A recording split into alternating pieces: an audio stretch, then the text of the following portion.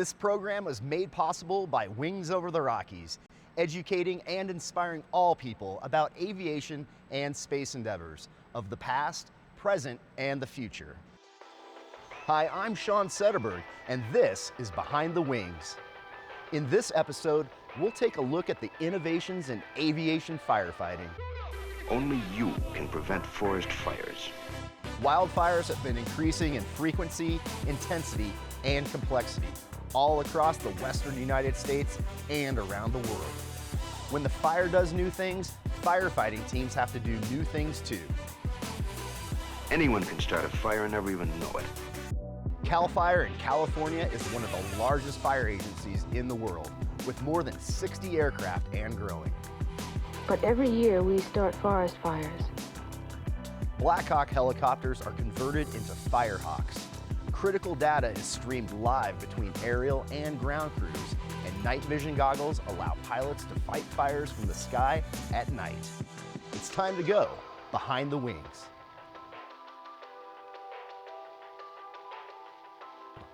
While 2020 was unprecedented, wildfires have been intensifying for years.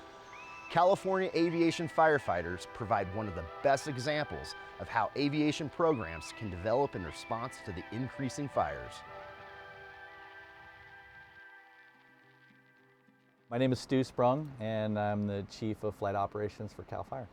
So this is the Calfire Aviation program. We are the largest aerial firefighting fleet in the world.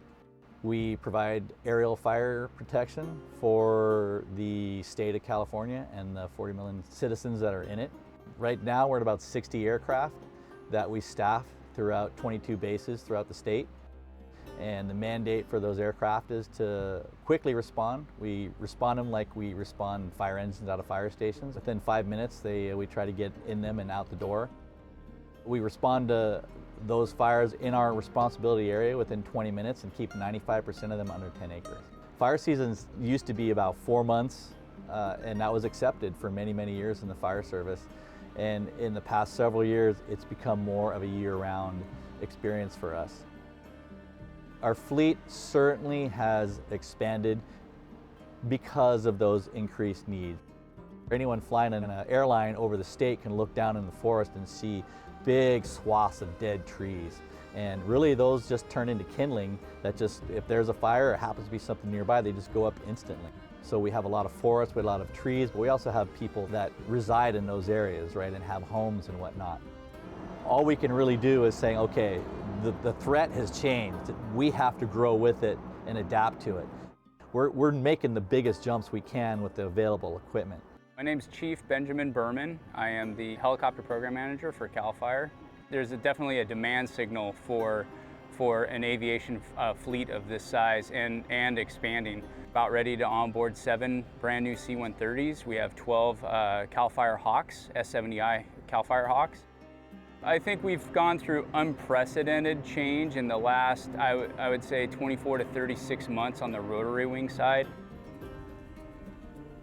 Going from a Type 2, we call it, which is the Huey, to a Type 1, which is the Calfire Hawk. Multi-engine, multi-system, lots of redundancy, twice as heavy, twice as large helicopter. We're definitely seeing more of a challenge, but I know that Calfire and our interagency partners, we're definitely stepping up to that challenge. 95% at 10 acres, those don't typically make the headlines, and that's something that is being done in the background. With our aircraft in coordination with the ground crews, we get it done. It's that 5% that we can't catch, that's too big for us. That's when we rely heavily on contract aircraft. We have hundreds of operators and hundreds of helicopters and airplanes that we have available to bring in and help us with that. There is never enough resources, there's never enough data, there's never enough people to mitigate these where we'd like to. Obviously we wouldn't have the season like we did last year where we burned 4 million acres, where the worst season before that was 2 million, right? So in 1 year we doubled what our worst season was before. Our program's about 50 years old, and each of those years has provided us with education of how to improve our program the next, and continues to. Events today are much more complex than they ever used to be. Decisions that we used to have hours or even days to make sometimes, are now having to be made in minutes. The better information they have, the better decisions they're able to make faster. We take data from different areas and different types of sources and information and pipe it into a super simple firefighter-friendly tool. It is entirely common now, especially with the size and scope of many of the wildfires that we have in the western United States, for any given one of them to have crews coming from dozens of states in the United States and internationally. And to be able to make it simple for those crews to see things is really the heart and soul of what we try to do at Intterra. Started doing things with technology and imaging and being able to see things, fire perimeters and hyperspectral imaging, things we'd never been able to do before and provide intelligence to the fire service that we'd never really had. The big joke that most of them will tell you is that there's 100 years of tradition unimpeded by progress. I mean, we literally used to take an airplane up with a video camera and take a picture of the fire, and then you'd have to land and go take that videotape in and do something with it, and then those pictures, physical pictures, would end up back at the incident command tent 10, 12, sometimes 24 hours later. But the fire's no longer there, and so the intelligence wasn't as good as it could have been. We take that data in real time, take it right off the aircraft as it's flying and put it in the hands of the firefighters on the ground. It's one thing to have data in a spreadsheet. It's another thing to be able to understand what the data on the spreadsheet is telling you. So that's really what our engineers and our GIS people are really good at doing. My name is Eldar. I'm a software engineer at Intterra. We take data and we present it in a much more user-friendly way. So what happens whenever a plane takes off to go to fight fires, take pictures, things like that? The moment it takes off, we get notice of it. We have a mission created on our end, and if they have a live video feed, they're able to open up the mission and see, oh hey, here's the live feed from that aircraft. The firefighting industry has really glommed on to the technological advancements that have happened in this field. With a modernizing field, a lot of different technologies come into play. And as soon as you get all those different technologies working together, information turns into intelligence. If a fire chief shows up to a 1,000-acre fire, draws a polygon, and he can immediately notify the entire crew on the ground where the fire is at this point in time. When we put data on the map, we have to tell a story. And the story has to help the firefighters make the decisions on the ground that keep their community safe. We have come leaps and bounds in just the last few years of being able to get information in near real time or real time into the hands of people who have to make decisions. And the reality is that we can do things today that we couldn't do even just a few years ago. The firefighting industry is changing every day. New technologies provide new opportunities to both air and ground crews. Critically, fires don't stop burning at night. Agencies around the country are experimenting with night vision technology to enable them to fly at night. In Colorado, CoFire Aviation is leading the way with fixed-wing night vision firefighting. Currently, there's really very little firefighting activity when the sun goes down. Now, sun goes down, we come home, get up the next morning, the sun comes up, we fight the fire. The fire doesn't quit at night. Now, we don't have to quit at night because of the night vision goggle technology. I first personally started flying with MVGs in 1982 in the Army in helicopters. And now it has kind of progressed into the fixed wing world with crop dusting, for example. The technology is there, it's been there, and it continues to refine. So we've got this highly technical apparatus here. This is just a standard light fixture, and we got a 7.5 watt bulb in here. So we make a little aperture, and what this does is simulate moonlight conditions. I'll show you the helmet setup and what we do. So the helmet has a power source.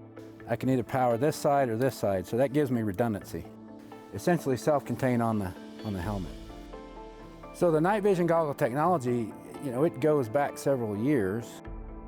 So we're leveraging the equipment We're also leveraging the experience that we have, and now we're putting that into the ability to fight fires at night. Well, in the evening and the nighttime, you have less humidity. You actually have probably better aircraft performance because it's cooler generally, and you have less wind. We could take advantage of those situations by flying at night, you know, having continuous coverage on the fire. We're on the 4th year of actually starting to do this. So we initiated in 2017, it was actually with the Oregon Department of Forestry. We would like to look into this. We know the technology's out there. We'd like to look into this. Would you be interested, CoFire? And CoFire said, yeah. We modified one of the airplanes because the cockpit needs to be modified to NVG compatibility. And so that's where we started in 2017, taking a look, putting a pilot in the airplane, flying it around. Can we do this? Can we safely drop retardant at night? Yes. Can we do it effectively? Yes. We are the first that is applying night vision goggle technology in fixed wing operations in night aerial firefighting, specifically the single engine air tankers. Now I'm looking through the goggles, but you can see I'm looking underneath. So the design of them, I'm looking underneath at the instrument panel, but outside I'm looking through the goggles. And it's very important for the cockpit to be what we call NVG compatible. So they're not having an influence on the goggles. That's why you see a lot there in the green light, because that is a spectrum of light that don't affect the goggles. And so they magnify the light. For those of you that I haven't met, I'm Zachary Sullivan. I work for CoFire. I'm one of the pilots. I'm not one of the night vision pilots, so that's why I'm out here on the ground. So we run nine airplanes. One in Oregon's the only fixed wing aircraft out there on a night contract. We did it last year and they're gonna stand it up again this year. That kind of is the brainchild behind it. Basically what we wanted to do is invite everyone out, see what we're doing with it. First thing is I'd love any of your guys' feedback, like Sullivan, this just don't work. Or Sullivan, this, clean this up, or this is a good idea. So we know how to improve our program. And hopefully someday we'll start to see this technology put to use throughout either this state or neighboring states. We think it's coming, so we just want to make sure we have the best way of doing it out there. So the first airplane's taken off at 8:40, so that gives us about 20 minutes to get out there. The first drop will probably be coming at 8:50. So we'll have a little bit of daylight and then the rest will all be at dark. It's a brand new concept. Literally, the first place it's ever been done is in California with a couple of county agency helicopters. And that's been going on for about 3 years consistently. We stood up the airplane in Oregon last year for the first time, and we're the first fixed wing operator to ever do that. So it's brand new technology being implemented, and these things take time. It's we've taken the philosophy of a crawl, walk, run type of thing, and it just, implementation, you want to make sure it's done the right way. It's different because our target altitude is 60 to 80 feet from the fuel source. So again, that's not like a 747 that's flying at 30,000 feet. It's a little bit closer, so.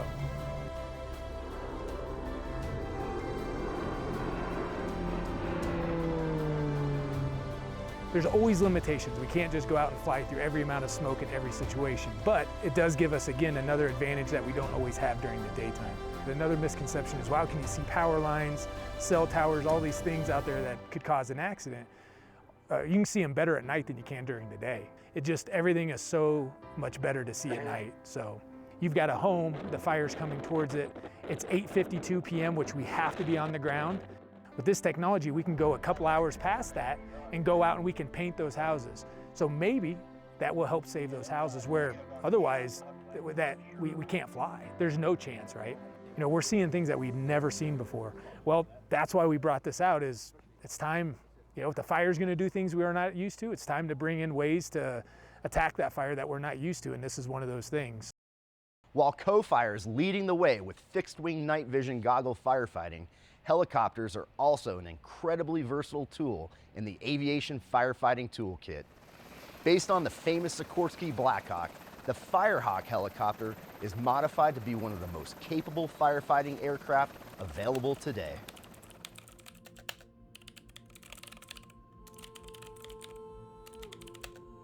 My name is Eric Lama. I'm the Firehawk program manager here at United Rotorcraft.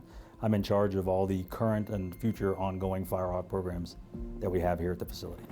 The Firehawk is a multi-mission helicopter, right? It has the capability of dropping and inserting firefighters, either at the front line or even at a fire break where they're dropping people off to go through and actually start to prepare the fire break. So what the Firehawk will do for the most part is they will transport the firemen and all their equipment out, drop them off, and then the aircraft will lift off and then go out and actually start taking on water, and then coming back and then work in conjunction with the firefighters on the ground, either to suppress the fire that's there or support them just in case something were to pop up where the firefighters needed to be removed from the area quickly.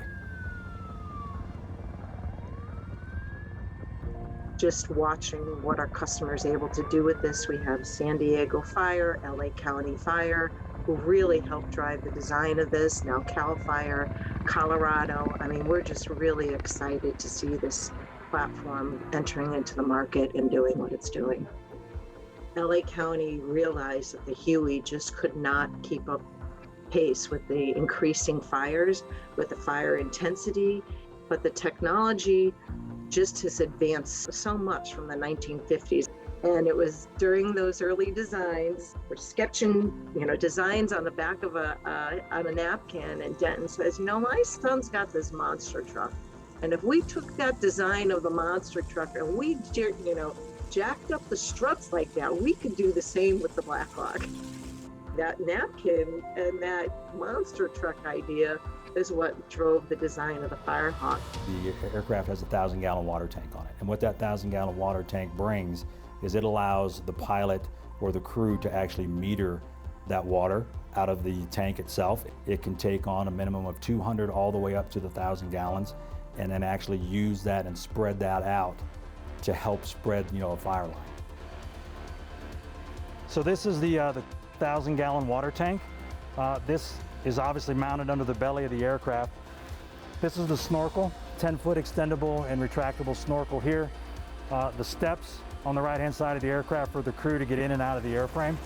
I can't think of a better testament than giving the Black Hawk to a group of 18, 19, 21-year-olds that are in the military and allowing them to basically go out and just use that aircraft and abuse that aircraft, and it comes back every day wanting more. It's on the ramp, it's ready to go the next morning.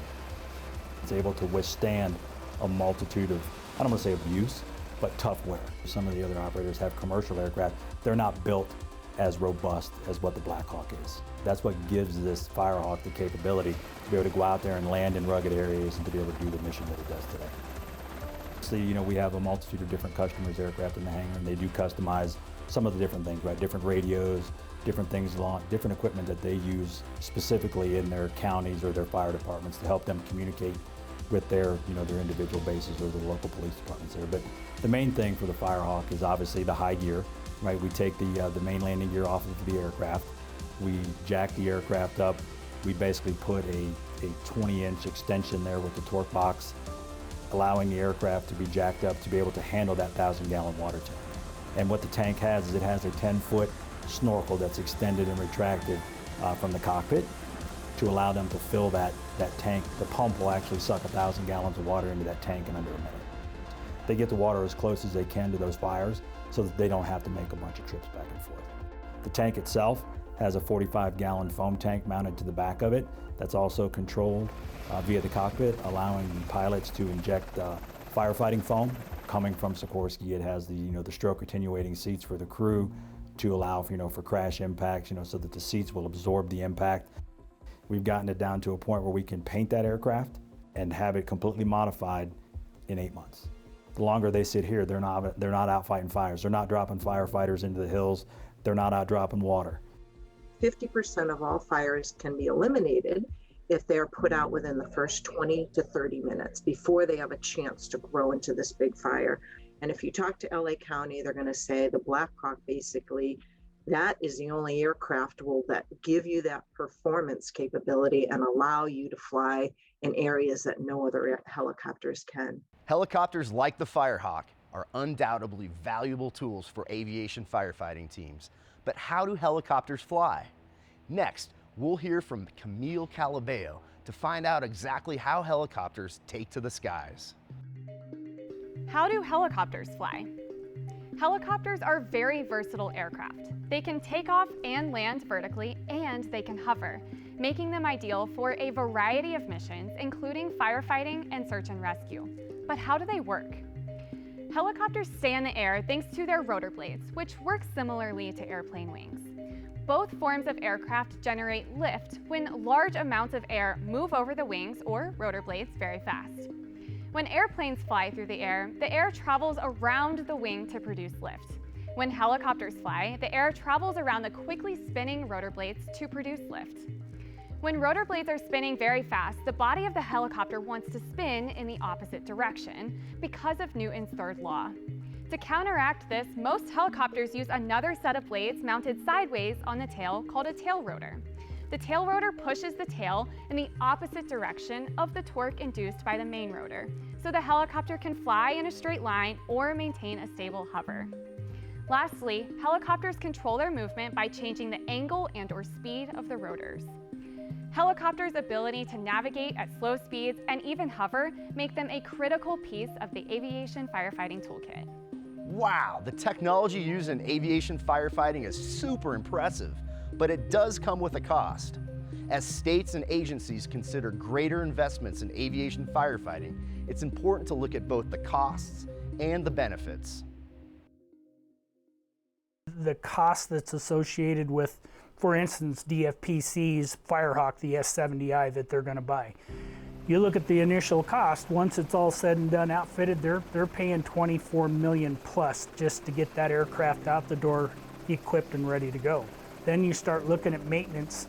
Are they hiring within, or are they going to do, you look at Calfire, they hired within. But it's a multi-billion-dollar operation a year for maintenance. If you're looking at a rotor aircraft, you have 1 million plus parts that are trying to get away from itself.